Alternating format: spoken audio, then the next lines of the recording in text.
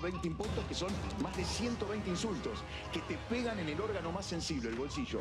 Yo me preocuparía por eso, no por los insultos que no tienen daño concreto, porque el IVA hace que seas más pobre. Pero el IVA hace que seas más pobre, bienes personales también, y por nombrarte, que te nombras un rato, ingresos brutos, te destruyen, porque cuando vos sos más pobre, sabés que sos, Romy, más infeliz. Voy a luchar contra ustedes, hijos de p***, hasta el día que me muera. No pasa nada. Se terminó la hegemonía de ustedes, zurdos. La ideología que pregona esta gente, hermano, por Dios. Esa ideología nefasta que tiene el virus ese adentro de la cabeza. Nos vamos a encargar todos los argentinos de que ustedes no vuelvan nunca más. Y lloren, pero años, décadas van a llorar. Odio, boludo, odio. Y que me vengan a buscar a mí también, todos esos que me amenazan de muerte. Vengan cuando quieran. La tienen adentro. Y la tienen adentro todos los enemigos de la Argentina y también todos los neutrales. Muy adentro la tienen. Hay que obrar por obligación y en defensa propia. No es un hobby la batalla cultural. Si hay sectores que quieren aplastar nuestra libertad, nosotros tenemos que reaccionar con la energía suficiente. No son simples adversarios, son enemigos. No estamos dialectizando académicamente, estamos dando una lucha cultural, una batalla ideológica, una guerra por la supervivencia de nuestra libertad. Yo estuve preso en Cuba. Si me querés hablar del paraíso socialista, lo conozco perfectamente bien, ¿eh? Estuve preso por no ser comunista. Acá estamos peleando por algo más que la libertad. ¿Quién, si no nosotros, va a dar esa batalla?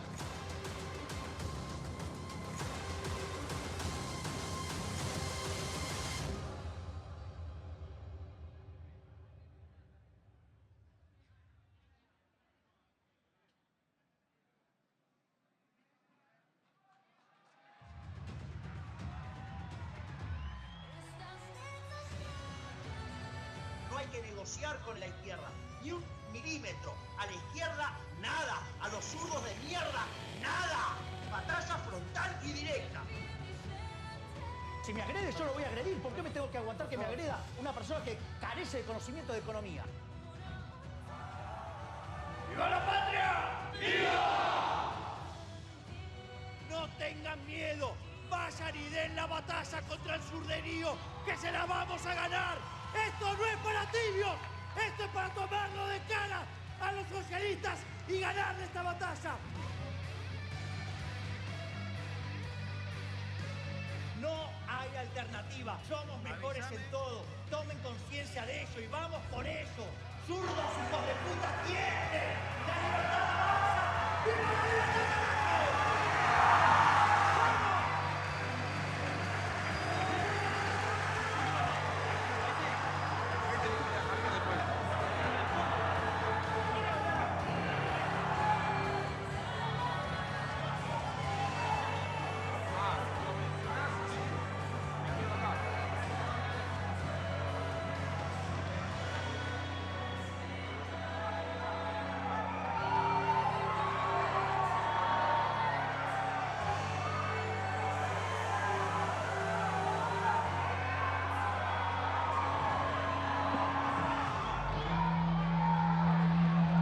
Hace su ingreso el señor presidente de la Nación, doctor Javier Milei.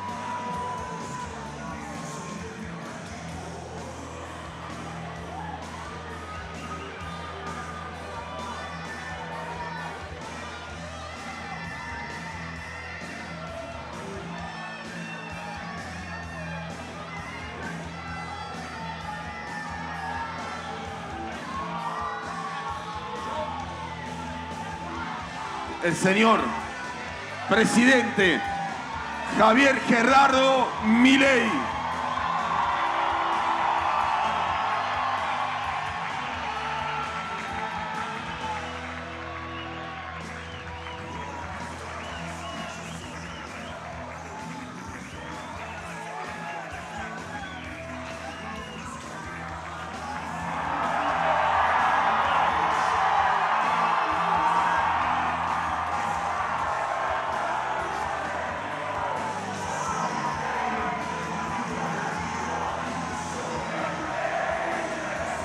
Vamos, vamos, que no se escucha, vamos.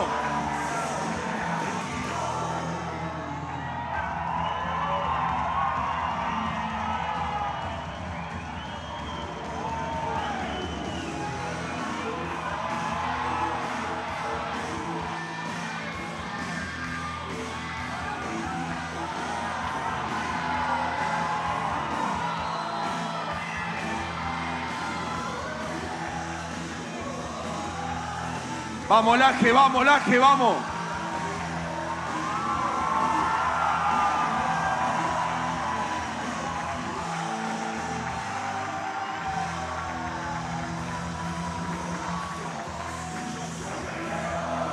Vamos, vamos, vamos.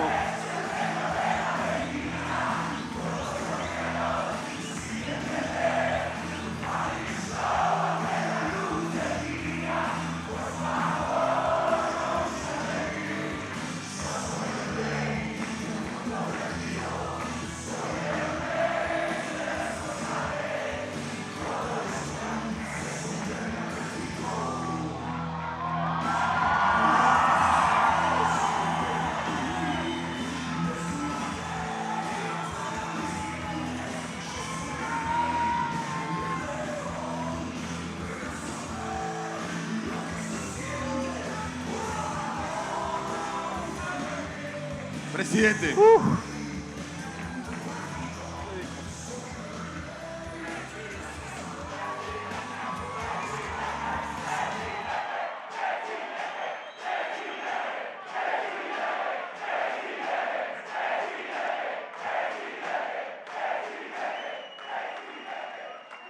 ¡Hola a todos!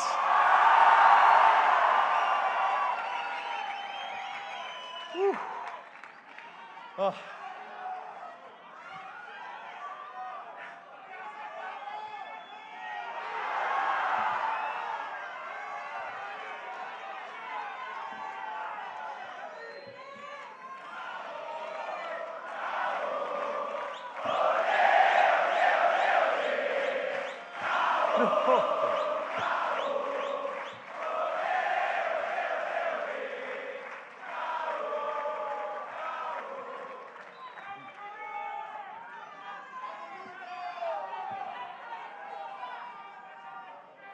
Che, nos van a sacar, ¿cómo es? Saquen al pingüino del cajón.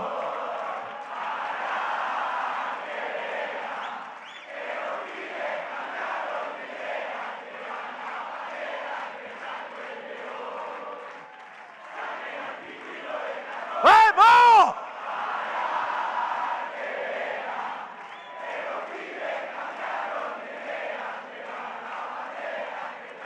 ¡Viva la libertad, carajo! ¡Viva la libertad, carajo! ¡Viva la libertad, carajo!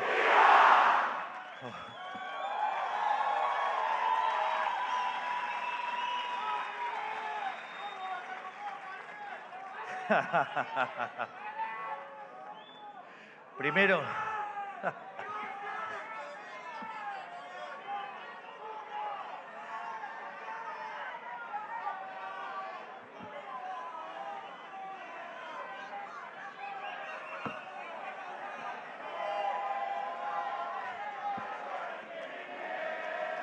¿les parece?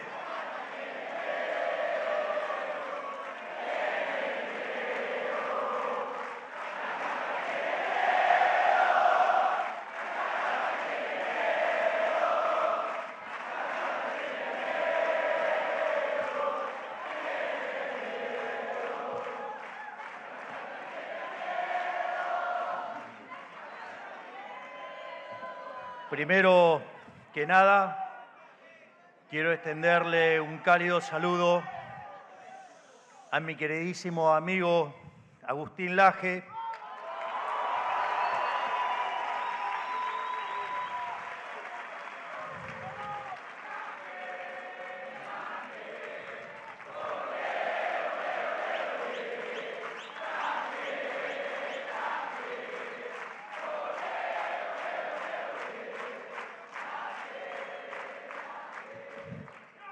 como así también a todo el equipo de La Derecha Diario por organizar este enorme evento. Muchas gracias.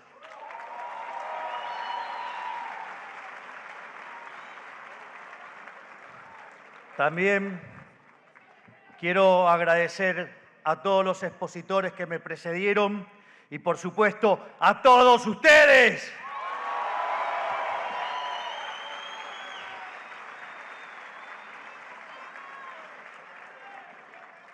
Y también quiero agradecer a todos aquellos que no pudieron venir, pero nos están siguiendo desde sus casas.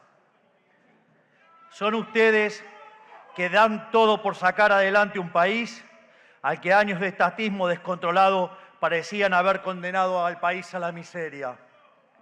Son ustedes quienes vieron a sus amigos armar valijas y emigrar, quienes vieron a sus padres sufrir la inflación y las devaluaciones, quienes vieron cómo cada día el sueño y la independencia económica y el progreso se alejaba cada vez más y más.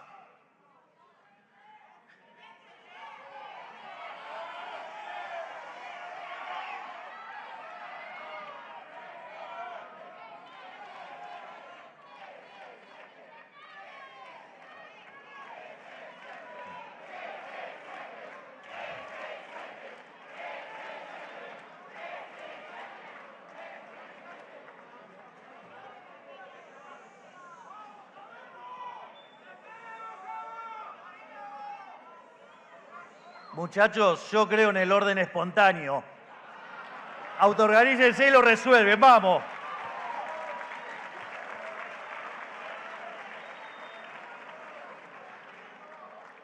La casta política les robó la ilusión de poder dejarle a sus hijos un mejor país en el cual vivir. Les robó nada más ni nada menos que la esperanza. Y sin embargo, en lugar de exiliarse o encerrarse en sus vidas privadas, decidieron emprender la lucha por el futuro. Decidieron encarar una gesta heroica desde los márgenes de la sociedad. Decidieron encarar un gesto y grito genuino, un rugido de libertad que terminó tomando el país por asalto. Y acá estamos hoy, habiendo hecho en tan solo un año y medio el mejor gobierno de la historia argentina.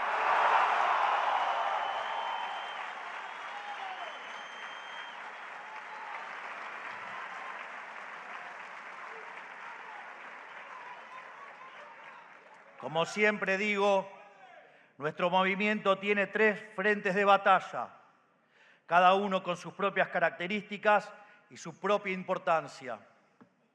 El frente de la gestión, el frente del poder institucional y el frente de la batalla cultural.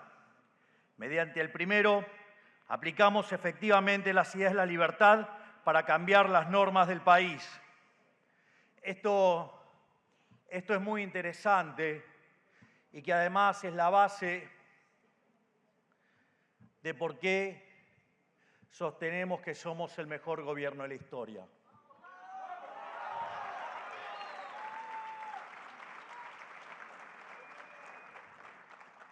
Hasta que llegáramos nosotros al poder, el mejor gobierno de la historia había sido el primer gobierno de Menem.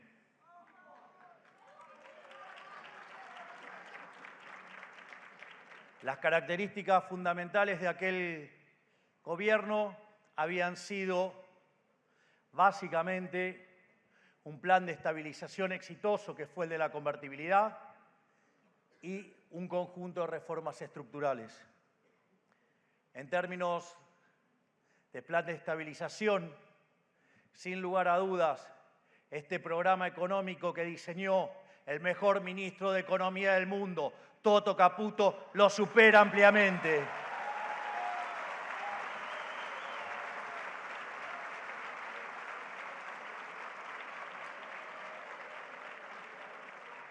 porque no solo hemos bajado la inflación más rápido, sino que además lo hicimos sin expropiaciones tipo Plan Bonex, lo hicimos sin tener una hiperinflación o dos hiperinflaciones altas antes, lo hicimos sin controlar precios, lo hicimos sin fijar el tipo de cambio y además, a diferencia de los restantes programas de estabilización que ajustaban las tarifas antes de iniciar el programa para que se mostrara un éxito aparente después, nosotros lo estamos haciendo en el medio del programa.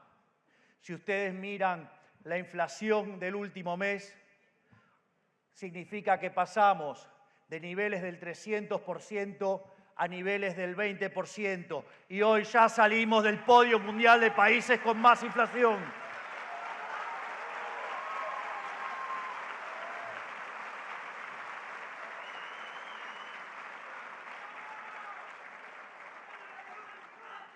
Y por otra parte, si limpiamos estos efectos de corrección de precios o lo miramos en términos de canasta básica alimentaria o lo miramos en términos de canasta básica total, hoy la inflación ya viene viajando en torno al 10%. Vaya que somos el mejor gobierno de la historia.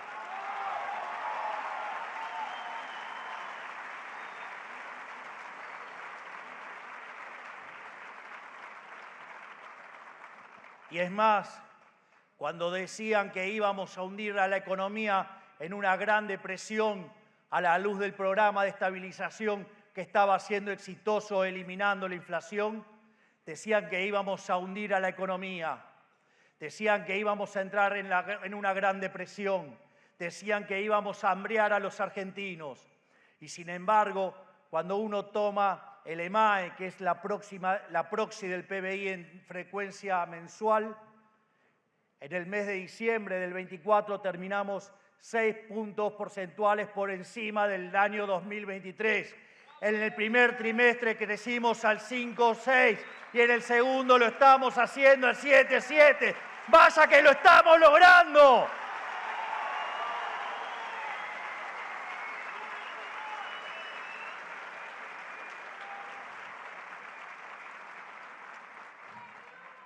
Y como si todo esto fuera poco, los crueles y desalmados liberales hemos sacado a 12 millones de argentinos de la pobreza.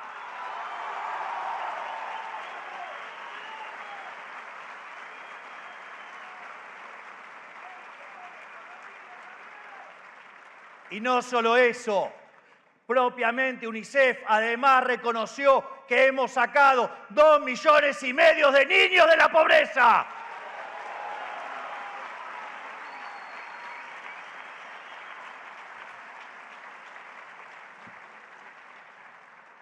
Por otra parte, mientras el Frente, lo que tiene que ver con el poder institucional, mediante el segundo elemento, nos proveemos del poder necesario, tanto a nivel ejecutivo y legislativo, para avanzar en nuestras ideas. Esto determina la profundidad y la velocidad con la cual llevamos adelante el cambio. Y eso lo está llevando adelante. Y pido por favor que se ponga de pie el jefe.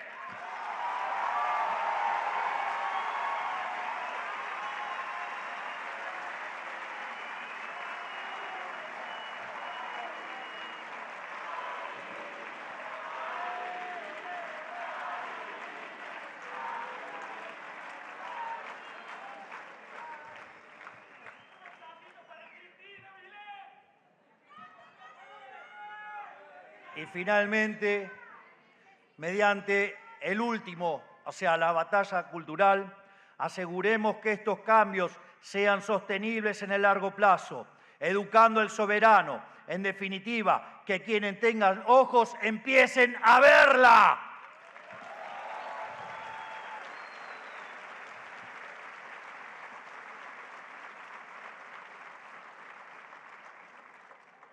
En el frente de la gestión partimos de tener que enfrentar a los degenerados fiscales. Heredamos un Estado gigante quebrado y corrupto, que hundió a la gente en la miseria, un Estado que en definitiva odiaba a sus ciudadanos y que en consecuencia se ganó el odio de todos ellos y con justa razón.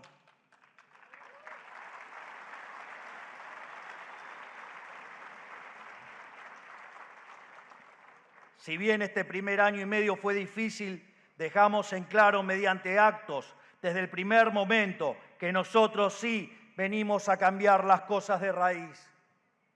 Y eso es la segunda pata que explica por qué somos el mejor gobierno de la historia. Porque a este plan de estabilización se suman las reformas estructurales. Cuando se terminaron las facultades delegadas, el doctor Sturzenegger, el coloso Federico Sturzenegger, el arquitecto de esta reforma,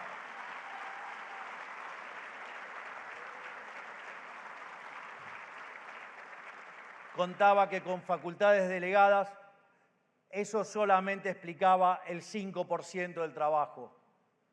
Es decir, que si ustedes corrigen los 101 organismos y reformas que se hicieron con facultades delegadas y saben que eso es el 5%, significa que solamente Federico Sturzenegger hizo 2.000 reformas estructurales. Y si a eso le sumamos el DNU 7023 y la Ley Bases, aún en sus versiones corregidas, estamos en condiciones de afirmar que hicimos 2.800 reformas estructurales, 28 veces más que las que hizo Menem.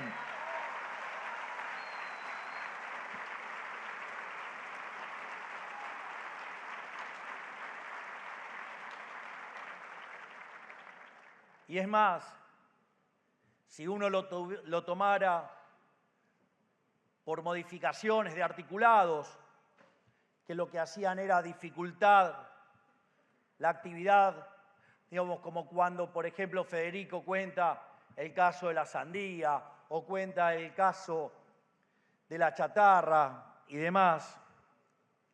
Eso es una modificación de un artículo, pero que claramente es una reforma estructural. Y si lo tomamos en términos de artículos que han modificado la vida de millones de argentinos, las reformas del doctor Sturzenegger llegan a 7.200. Y si sumamos DNU y bases, estamos en 8.000 reformas estructurales. Vaya que sí trabajamos en un año y medio.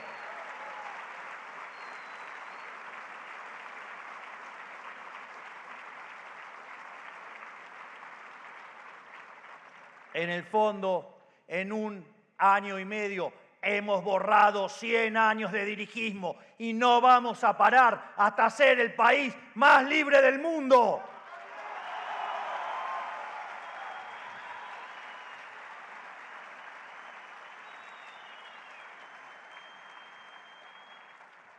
Sin embargo, esto no es suficiente. Ahora nos toca trasladar todas las victorias en el frente de gestión al frente institucional para poder seguir acelerando en este camino reformista, porque somos verdaderamente reformistas extremos, orgullosos de ser reformistas extremos.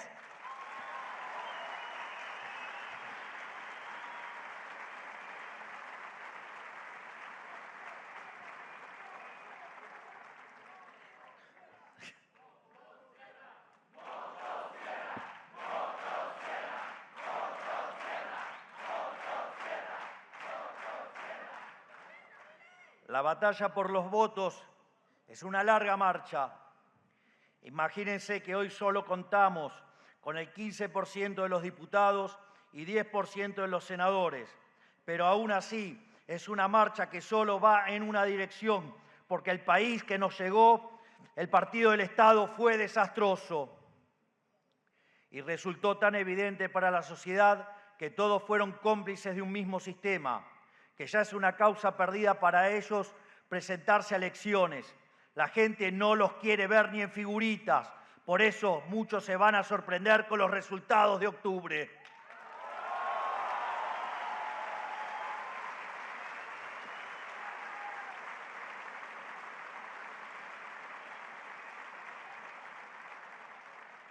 Y si bien confiamos en que los votos van a acompañar los logros de la gestión, el tercer frente de batalla, la batalla cultural, tiene otro nivel de dificultad.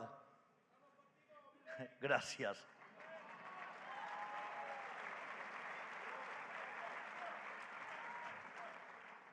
El campo cultural es donde se disputan los conceptos que sirven de justificación para la implementación de políticas públicas y planes de gobierno. Es donde se disputa quién tiene razón y por qué. La historia ha dado repetidas muestras de quien se impone en la cultura termina prevaleciendo en la arena política. Agustín Laje, Dixit.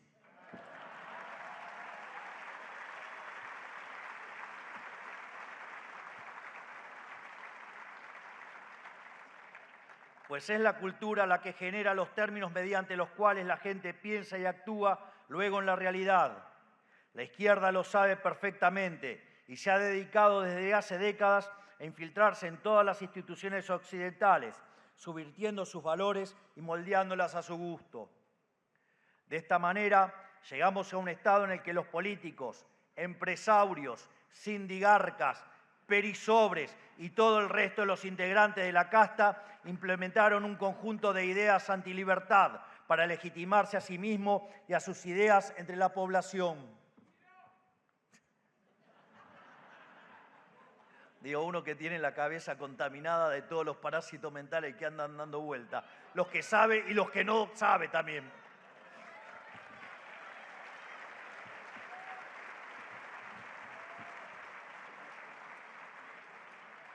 Pero quédense tranquilos que ya voy a llegar a los aportes de mi amigo Axel Kaiser, pero denme tiempo. Estoy con los del AGE por ahora.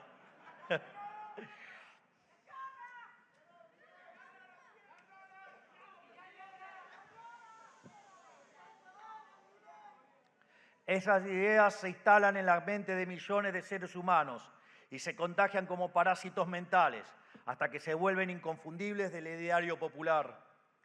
Así llegamos a una situación en la que se dan por válidas una lista de cuestiones que no están ni cerca de serlo. Como plasmó mi amigo Axel Kaiser en su libro, podemos reducirlas a 7. La primera de ellas es la justicia social, que de justicia no tiene nada, dado que de parte de la injusticia debe arrebatarle a uno por la fuerza para darle a otro. Esto constituye una desigualdad ante la ley para hacer caridad con dinero ajeno. Este parásito apela a la culpa moral y mediante un intento de lucha de clases da por válido cualquier nivel de intervención estatal, desplazando la idea de la responsabilidad individual y haciéndolos esclavos del Estado. Porque en el fondo la justicia social es injusta, porque como señalaba ahí, está precedida de un robo y por otra parte implica tratar desigual frente a la ley, lo cual es profundamente violento, es profundamente injusto y además conduce inexorablemente a la miseria. A su vez, esto le abre el juego al segundo parásito, que es la idea de los derechos sociales. De hecho, hoy hice un tuit acerca de estas ideas, de cómo, por ejemplo, contaminan, digamos, el cerebro del soviético. Esta idea busca generar expectativas ilimitadas en la gente, sosteniendo que cada necesidad es un derecho y que todos los derechos requieren intervención estatal y gasto público. El problema está en que para poder cumplir con semejante disparate habría que incumplir la primera ley de la economía, que es la ley de la escasez. A ver, digamos, hay una frase maravillosa de Thomas Sowell que dice: la primera ley de la economía es la escasez. No hay de todo para todos. Ah. Y la segunda reflexión que hace es que la primera ley de la política es ignorar la primera ley de la economía. Y vaya que de esto los populistas saben. ¿O acaso semanas atrás no votaron un gasto de 17.000 millones de dólares y la bruta traidora dijo que lo iba a financiar con 30?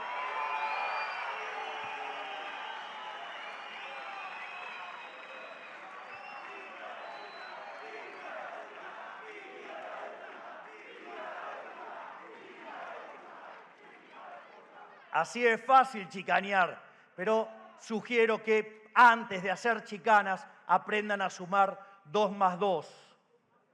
Y ni les cuento lo que significa en términos dinámicos un buraco de 2.8 del PBI. Implica un aumento de la relación deuda-producto de más de 60 puntos porcentuales e implica enviar al cadalso a todos nuestros jóvenes. Es arruinar el país de acá a la eternidad.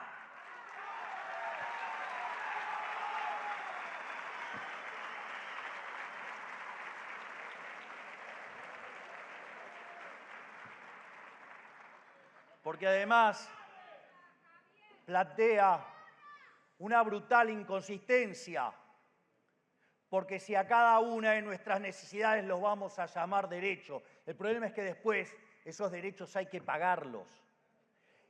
Y para pagarlos hay que utilizar recursos, y esos recursos son finitos. Por ende, esa estupidez inmunda de donde hay una necesidad nace un derecho. El problema es que lleva continuamente a violar la restricción de presupuesto. Eso en Argentina no solo ha derivado en una brutal inflación, a sacarle 13 ceros a la moneda, que podríamos sacarles 3 más, a ser el país con mayor cantidad de defaults en la historia, a tener la presión fiscal en blanco más alta del mundo, sino que además esas ideas nefastas han hecho de que ser uno de los países más ricos del mundo nos mandaron a la B.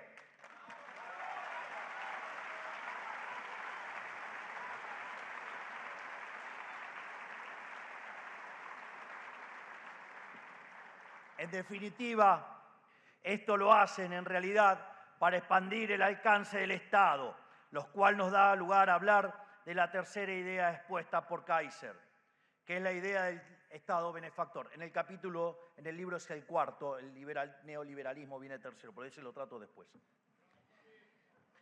Así, la idea del Estado benefactor, un Estado paternalista, que como si fuese un Dios todopoderoso, debería proveernos de todo lo que necesitamos.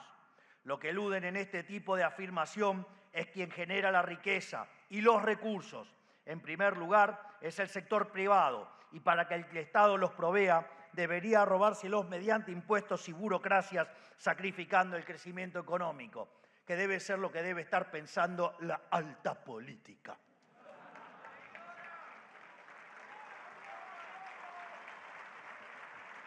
Y esto es así porque esto termina generando sociedades más dependientes y una política donde las elecciones las gana el que más promete. Pero como dijo Francisco de Quevedo, nadie ofrece tanto como el que no va a cumplir, porque los que hoy se ocupan de las jubilaciones son los mismos que dejaron jubilaciones de $80, cuando hoy las jubilaciones están arriba de $350 en una economía más abierta. Por ende, cada dólar compra más que antes.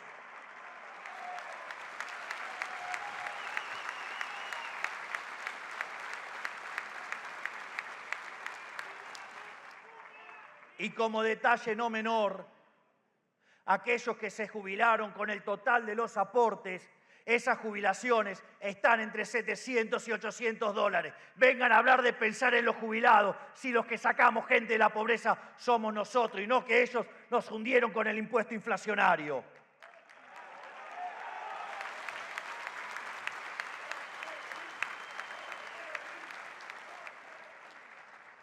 Por otro lado, también esquiva la noción de que cuando el Estado se arroga cuestiones que no le competen naturalmente, termina descuidando las cuestiones que sí le importan. Digamos, lo cual este tema en este gobierno está bajo discusión todo el tiempo, digo, qué puede hacer y qué no puede hacer el Estado. Pero en la transición, digamos, lo que sí hay que dejar bien en claro, que este tipo de igualitarismo a lo único que termina conduciendo, ya sea la idea de la justicia social o la justicia social 2.0, que es los derechos sociales, terminan llevando esa hermosa frase, digo, igualdad de oportunidades. Si afortunadamente y gracias a Dios somos todos distintos, eso fomenta la división del trabajo, la cooperación social, hace que las sociedades prosperen, sean más ricas y además, como decía Bastiat, donde entra el comercio no entran las balas. Y estos brutos igualitaristas generan una sociedad profundamente violenta, autoritaria y que además viven para el orto y se cagan de hambre.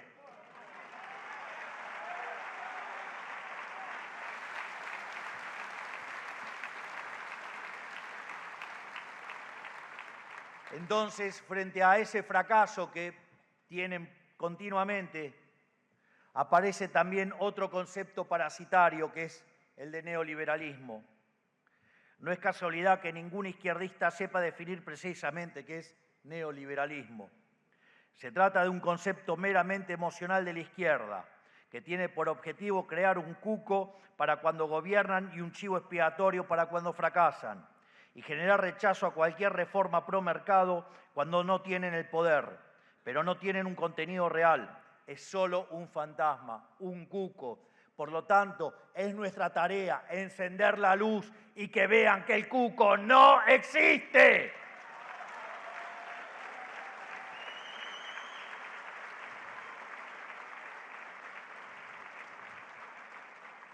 Porque en el fondo, en realidad, a quienes están injuriando es simplemente a quienes buscan ordenar los desastres que ellos dejan a su paso.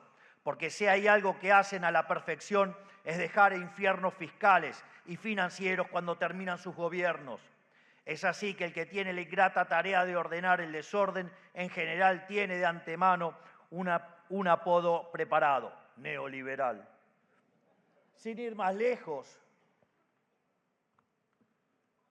nos dejaron 57% de pobres, 70% de niños pobres, una inflación diaria del 1 y pico por ciento que anualizado era el 17.000%, reservas internacionales negativas en 12.000 millones de dólares, 4 bases monetarias venciendo a un día, deuda en pesos venciendo a 3 meses por el equivalente de 9 bases monetarias. Es decir, que en menos de 3 meses nos iban a hacer multiplicar la cantidad de dinero por 14 veces. No solo eso, sino que además el curro de las CIRAS, donde se patinaron 45.000 millones de dólares, donde no dejaron desastre por hacer. Y esa manga de inmorales vienen a hablarnos a nosotros, que estamos sacando el país adelante, donde somos fruto de admiración en todo el mundo y se habla del milagro argentino.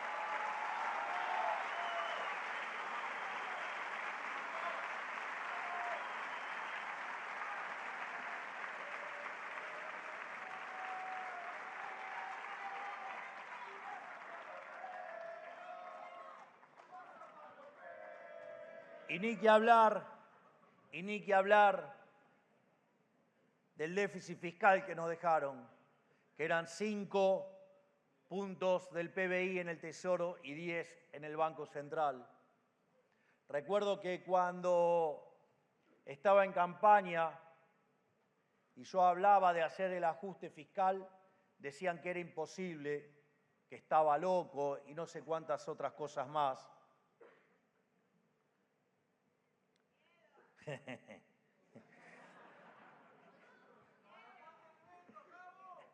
Ya está, digamos, sale ahora, digamos, ya entró, ahora, digamos, el veto sale próximamente.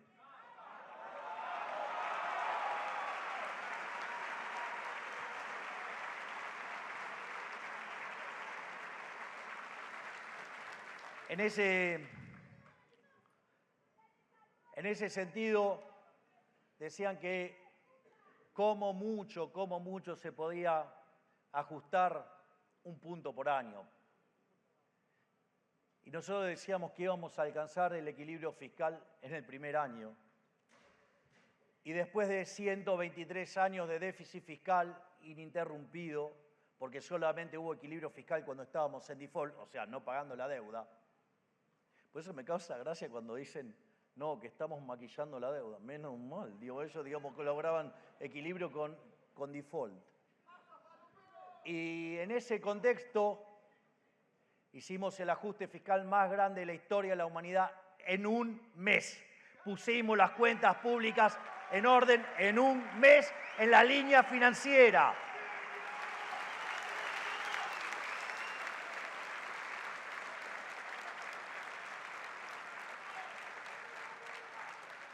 Y a su vez, a los 6 meses, terminamos saneando el balance del Banco Central. Algo que nadie hablaba de cómo se limpiaba el balance del Banco Central, gracias a la tarea enorme de Santiago Bausili, presidente del Banco Central, y el secretario de Finanzas, Pablo Quirno.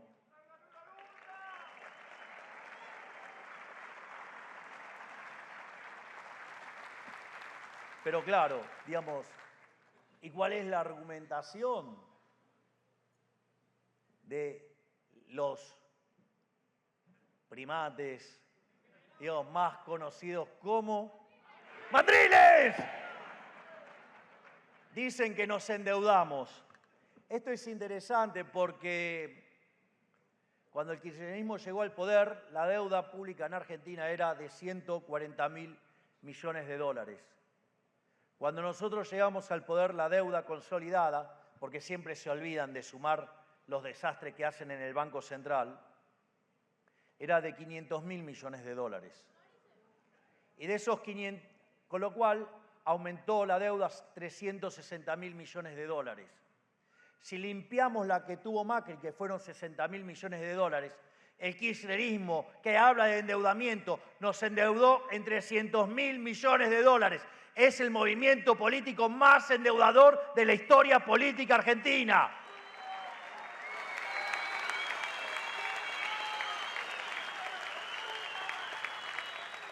Y mientras que esos hipotecadores del futuro, porque recuerden que la deuda son impuestos futuros, por lo tanto son futuros que cargan sobre nuestros hijos, sobre nuestros nietos y las distintas generaciones, mientras que esos inmorales, ladrones que están empezando a pagar, nos acusan de endeudar, somos el primer gobierno de la historia argentina que baja la deuda en 50.000 millones de dólares en un año.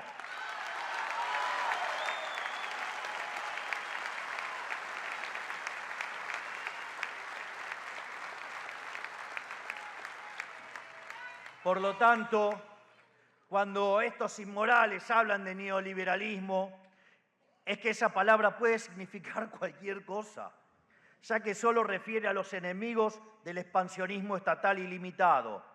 Es así que con él también engloban al empresariado, ocupado de preservar su negocio. Esto lleva a la idea de la responsabilidad social empresaria.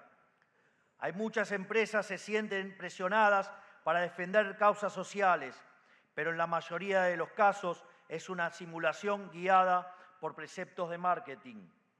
El problema de esta simulación moralizante es que las empresas descuidan su función principal, que es crear valor, de la cual se deriva la generación de empleo y otros beneficios sociales reales. Esto ya fue resuelto por el gran Milton Friedman. El empresario, solo por perseguir el beneficio económico dentro de los márgenes de la ley, ya es un benefactor social, porque solo puede hacerse rico dándole al prójimo un bien de mejor calidad a un mejor precio que el resto. Para ellos, por otro lado, ser un benefactor social es someterse a sus mandatos arbitrarios.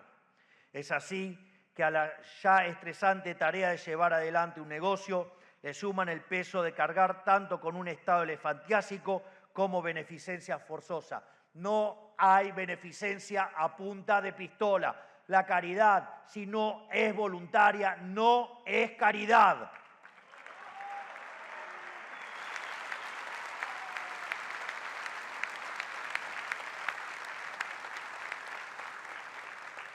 Y en este sentido, así también surgieron las nefastas ideas de promover la diversidad, equidad e inclusión tanto en las empresas como en la sociedad en general. Se reemplazó la igualdad ante la ley por la discriminación positiva de colectivos sociales. Dejamos de privilegiar la excelencia y la idoneidad para empezar a usar criterios genéricos o étnicos.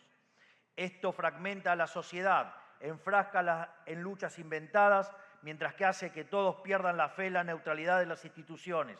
El Estado moderno se fragmenta en 1000 pedazos.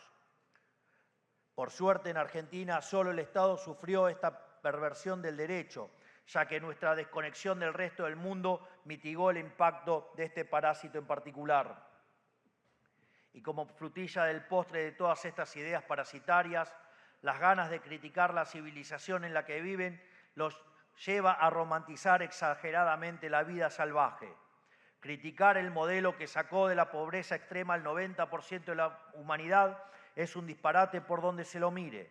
Por eso deben disfrazar estas críticas ridículas bajo ideas bien pensantes que tienen poco que ver con la realidad y mucho con su ideología.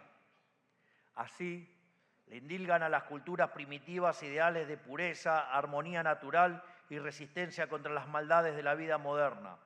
Según esta idea, todos los indígenas eran respetuosos al extremo de la naturaleza, respetuosos con otras tribus y desconocían la crueldad en cualquiera de sus formas. Parece que están flojitos de papeles en la historia.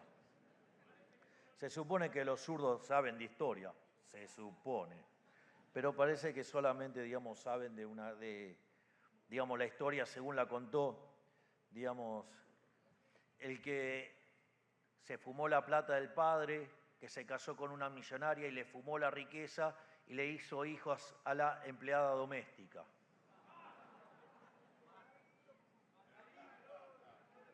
Ah, y después vivió de su amigo hasta que se murió, de Engels. Claro, tío, el rey de los parásitos, Carlos Marx.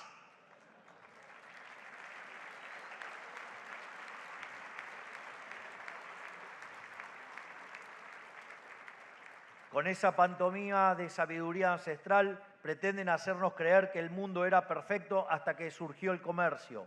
Legitiman así políticas destructivas para naciones en vía de desarrollo como el ambientalismo antidesarrollo o la ilegitimidad del Estado moderno.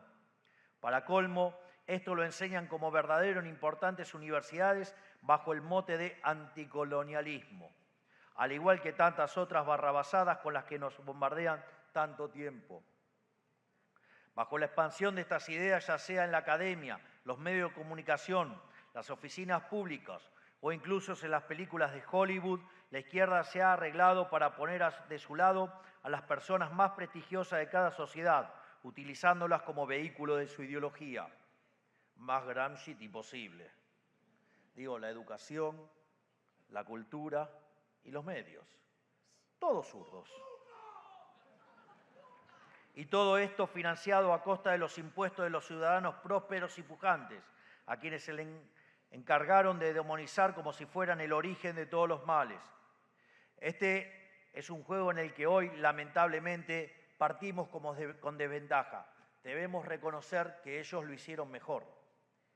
Cuando reconozcamos que ellos lo hicieron mejor en la batalla cultural, vamos a estar en condiciones de llevarlos por encima. Y mucho de eso es gracias a Agustín Laje, a Nicolás Márquez, a Valerini, a Axel Kaiser y a otros tantos gigantes del pensamiento que han empezado a dar esta batalla cultural como verdaderos gladiadores. Y ni que hablar, ese coloso que los asusta desde el streaming, el Gordo Dan.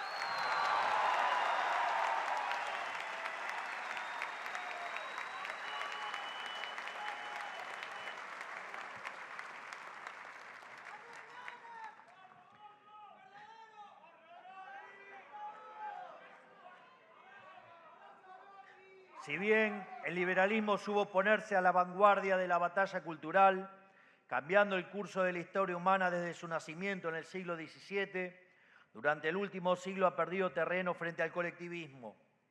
Los liberales descuidamos la batalla por las ideas y le dejamos las puertas abiertas al flagelo de la izquierda. Por eso no podemos perder un segundo más. Nuestras ideas son mejores, pero la evidencia dice que con eso no es suficiente. Hay que saber comunicarlas y por eso debemos emular a la izquierda en este aspecto, haciendo nuestra propia larga marcha sobre los distintos lugares de influencia. En cada plaza, en cada consejo deliberante, en cada onda de radio y cada canal de televisión del país debe haber alguien defendiendo y promoviendo las ideas de la libertad.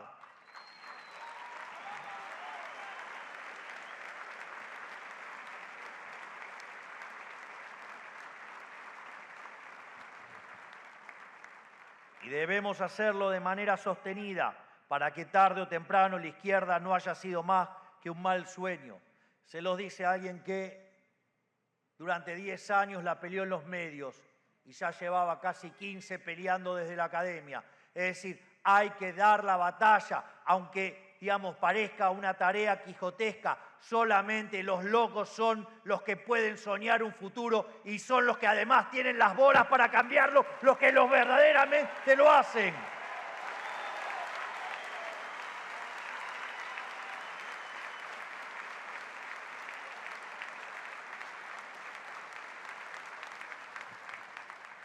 En este sentido, ustedes, al tomar la decisión de luchar, han decidido convertirse en verdaderos soldados de la batalla cultural, de la batalla por las ideas, que es la que le va a dar sostenibilidad en el tiempo a este camino de gloria que estamos iniciando desde que llegamos al gobierno.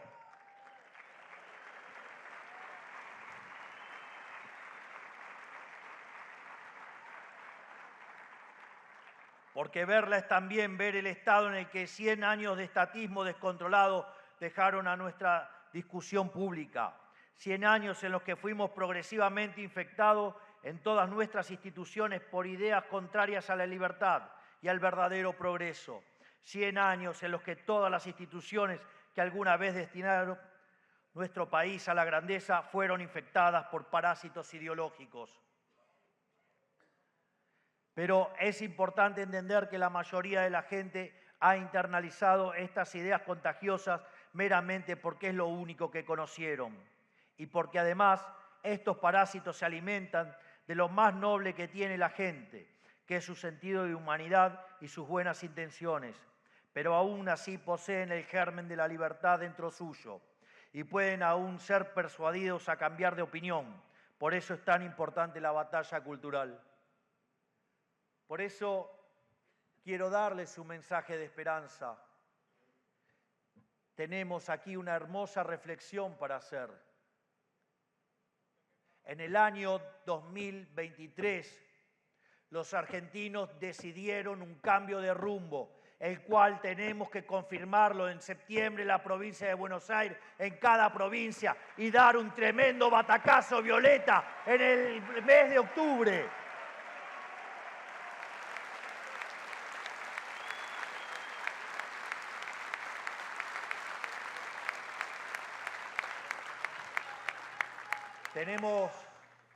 Tenemos que entender que en octubre, de un lado, va a estar el status quo, el partido del Estado, la casta política chorra, parasitaria e inútil, la alta política, va a estar los perisobres, los periodistas ensobrados, van a estar también los sindigarcas, van a estar los empresarios chorros prebendarios. Y del otro lado vamos a estar los argentinos de bien que queremos abrazar las ideas de la libertad para hacer a la Argentina grande nuevamente.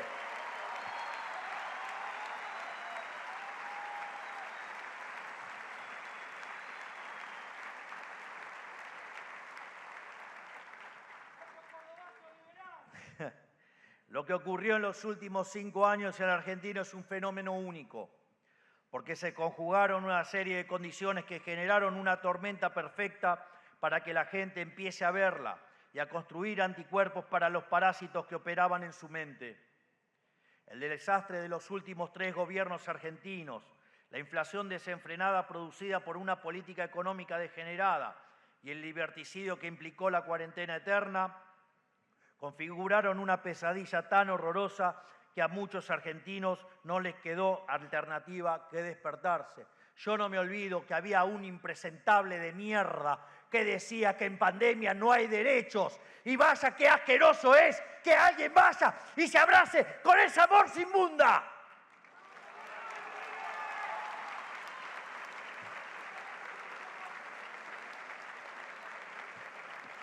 Si no les queda claro, estoy hablando del señor Mayans, que es senador por Sildo Infran.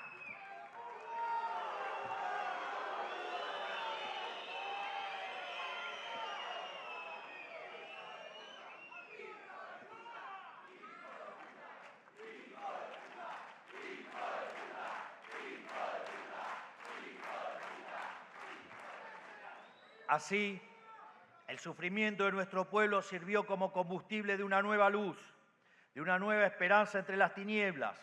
La Argentina vio en la derecha liberal naciente un faro, porque desde hace años y en soledad veníamos insistiendo contra los desvaríos de un Estado parasitario, desesperado en su afán presupuestario, una casta política capaz de los crímenes más horribles con tal de mantener sus privilegios. Vaya que si se tienen que cargar gente en el medio, lo hacen. Nisman, por ejemplo, digamos. Pero no es el único ejemplo, digamos, donde la casta política se carga con la vida de seres humanos.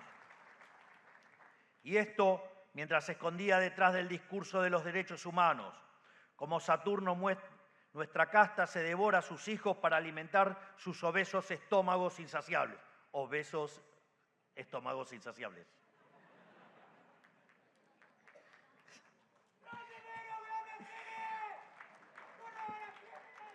Ellos tenían todo un conjunto de mecanismos puestos en marcha para evitar que algo como nosotros pudiera ocurrir.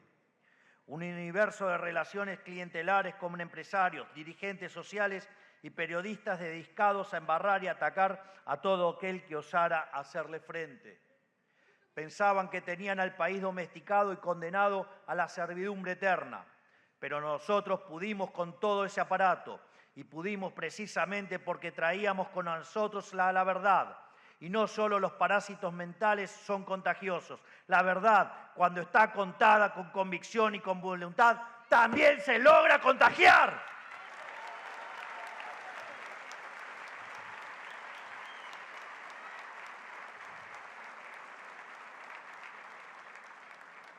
Por eso es que ahora estamos llevando adelante esas ideas y sacando a la Argentina de su oscuro último siglo de humillación. Por eso son tan importantes foros como este, donde nos dedicamos a discutir y conversar sobre las ideas de la libertad y cómo divulgarlas y llevarlas al gran público. Porque queremos que cada argentino lleve con orgullo su país en la sangre, que deje de ver su historia con vergüenza. Queremos ni más ni menos que las argentinas y los argentinos seamos grandes nuevamente.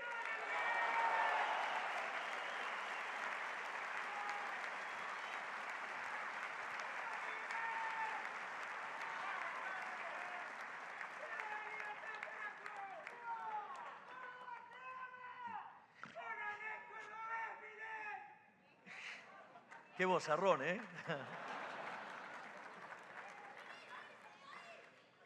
Todo esto lo llevamos a la práctica con una metodología política que ha resultado novedosa para muchos. Dado que no somos cucas, buscaremos prosperar mediante la libre asociación entre privados. No teníamos plata, no teníamos aparato ni territorio, ni amigos en los medios. Solo la palabra de su humilde servidor dando discursos de teoría económica en una plaza. Y los celulares de todos ustedes, el arma más pura de la libertad, que desintermedia la circulación de información y le dio rienda suelta al contagio de nuestras ideas.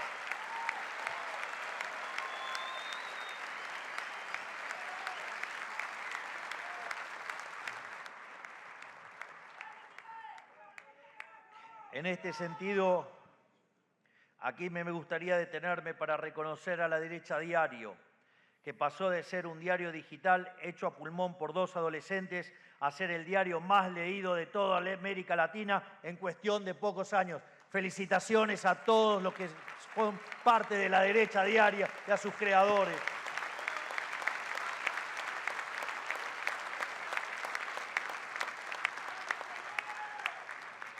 Volviendo a nuestro camino transitado en campaña, se nos burlaban, decían que no éramos más que un fenómeno barrial. Y aún así metimos 2 bancas de diputados con nuestra modesta campaña. Por si eso no fuera ya de por sí un hito, 2 años más tarde ganamos nada más y nada menos que la presidencia del país, siendo el candidato con más votos de la historia, habiendo hecho en simultáneo la campaña más austera de la historia.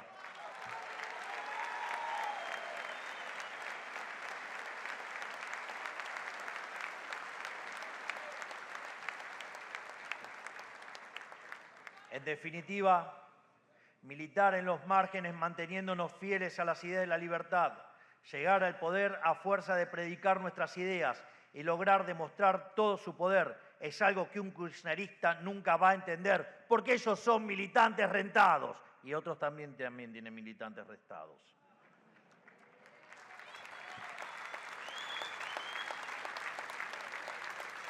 Y obviamente tampoco lo van a entender los liberales de café, los liberales de copetín, que se enroscan en las formas para autosabotearse sistemáticamente.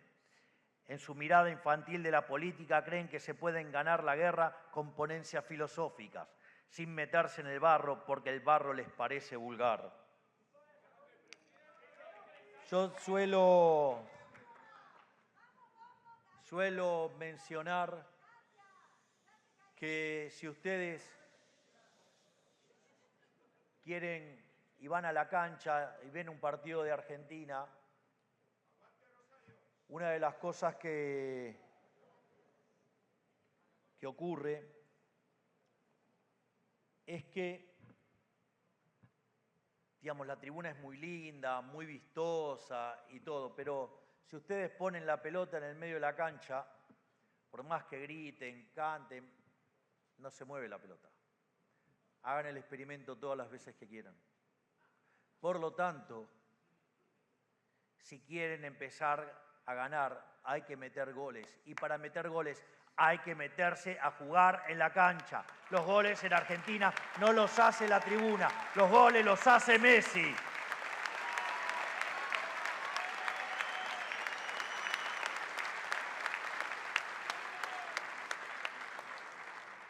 En este sentido, nosotros no solo nos metimos en el barro, sino que también entendemos que para meterse en el barro se necesita organización, porque luchamos contra quienes se encargaron de embarrar la cancha durante 100 años.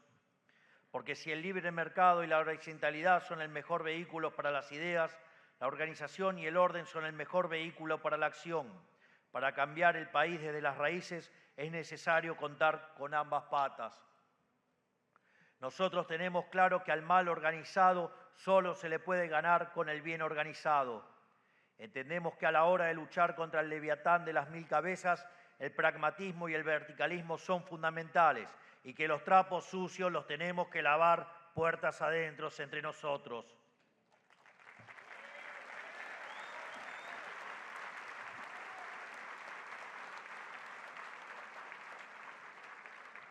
Por eso inauguramos esta novedosa forma de hacer política, que consiste en ser libres y a la vez organizados, no organizados pero esclavos, como es el kirchnerismo, ni libres pero dispersos e impotentes, como fueron los liberales históricamente en la Argentina.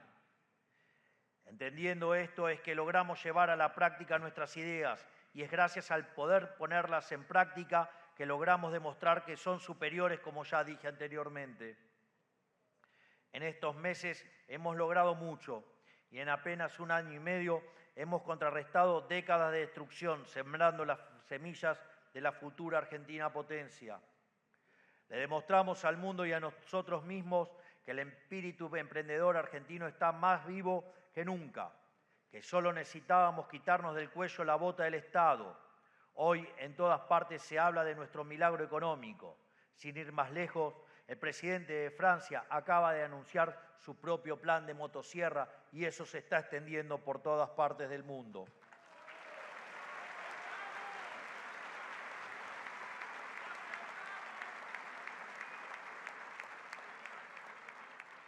Por donde se lo mire, estamos haciendo el mejor gobierno en la historia y por la innumerable cantidad de logros cosechados, pareciera que la mayor parte del trabajo está hecha. Sin embargo, no debemos olvidar ni por un segundo que esto recién comienza.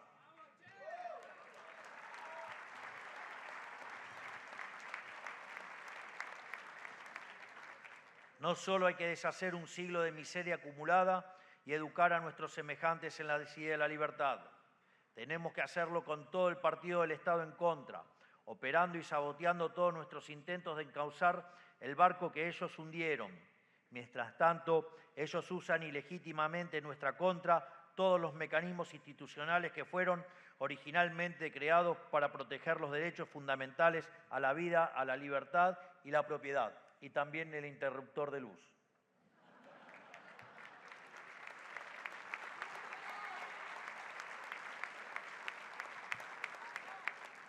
Hay algo muy interesante, y es que si antes de salir a la cancha es necesario hacer trampa, es porque te sabes un perdedor. Hoy los cucas se saben perdedores.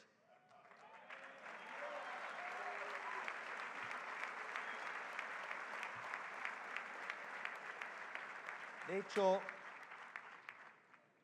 imagino que muchos de ustedes habrán visto la película Gladiator, cuando la basura inmunda de Cómodo decide pelear mano a mano con Máximo. Y para salir a pelear, antes de pelear, le tuvo que clavar un puñal y que se empiece a desangrar. Eso es lo que necesita hacer el kirchnerismo. Necesita hacer trampa porque no puede ganar por la vía legítima. Pero, tal como ocurrió en Gladiator, va a ocurrir en la Argentina. Máximo, libertad, le va a ganar al cómodo kirchnerista.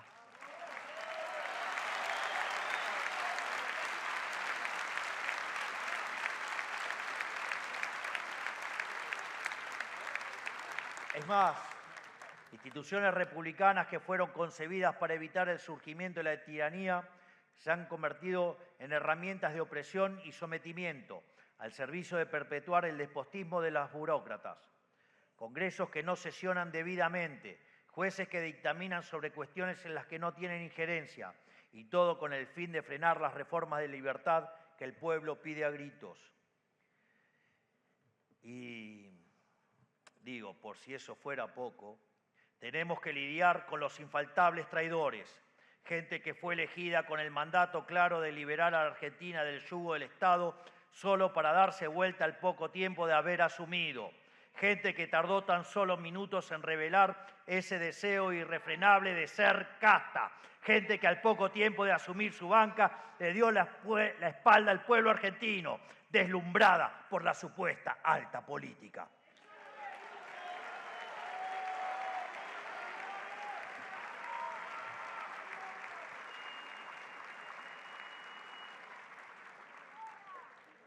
Pero así como la historia recuerda a los héroes, también recuerda a los traidores. Y en el círculo más profundo del infierno, descrito por Dante como un lugar remoto, frío y oscuro, sufren el tormento eterno quienes apuñalaron por la espalda a quienes le tendieron la mano. En fin, el tiempo sabrá poner a cada uno en el lugar que le corresponde.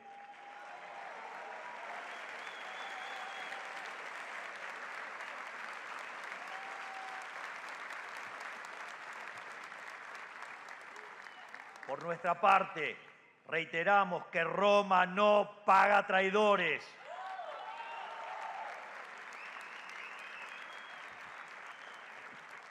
Nos tomamos demasiado en serio la tarea que nos ha sido encomendada por los argentinos.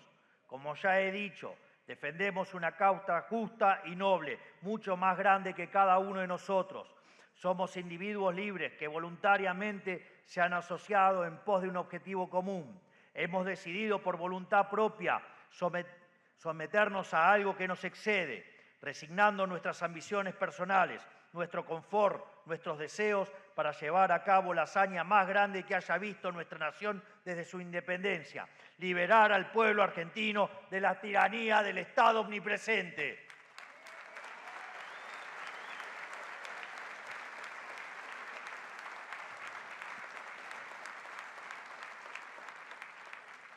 Siendo lo más directo posible, algo que me caracteriza, estamos en guerra y por muy repetitivo que suene, la historia ha demostrado que la única forma de vencer al mal organizado es mediante el bien organizado.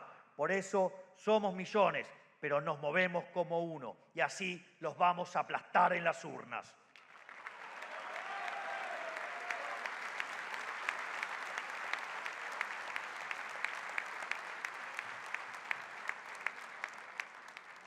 Estamos ante un nuevo momento bisagra de nuestra historia. Los próximos comicios nacionales definirán si el cambio que llevamos adelante desde diciembre de 2023 se consolida o retrocede hacia el espantoso pasado decadente al que nos arrastraron el kirchnerismo, sus secuaces y todo el partido del Estado. Por eso, este año tenemos que salir a militar con el mismo espíritu y entusiasmo con el que salimos durante el 23.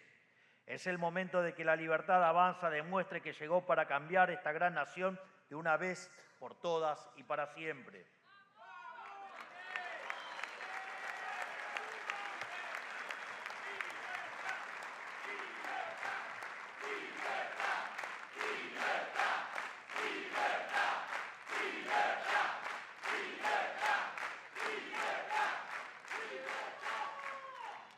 De modo tal que ese país de saqueadores, que fue liderado por la corrupta condenada, su difunto marido y el peor ministro de Economía de la historia, solo sea un mal recuerdo en la memoria de los argentinos.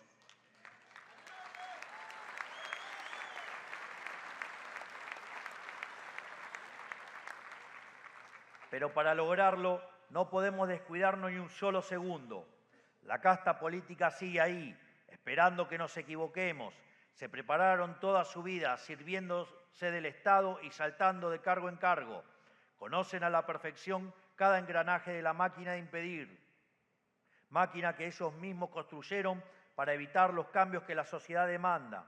Nos quieren ver débiles para poder llevarnos puestos y así retomar al poder, con el único propósito de recuperar los privilegios que les estamos arrebatando en pos de devolverle la libertad a cada argentino de bien. No hay que permitírselo.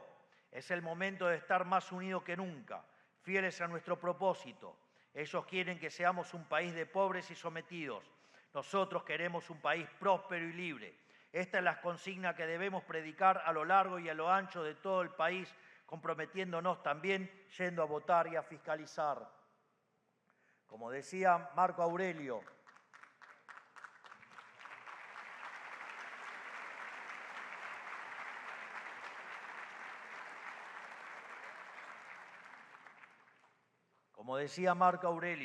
no hay camino corto hacia la grandeza.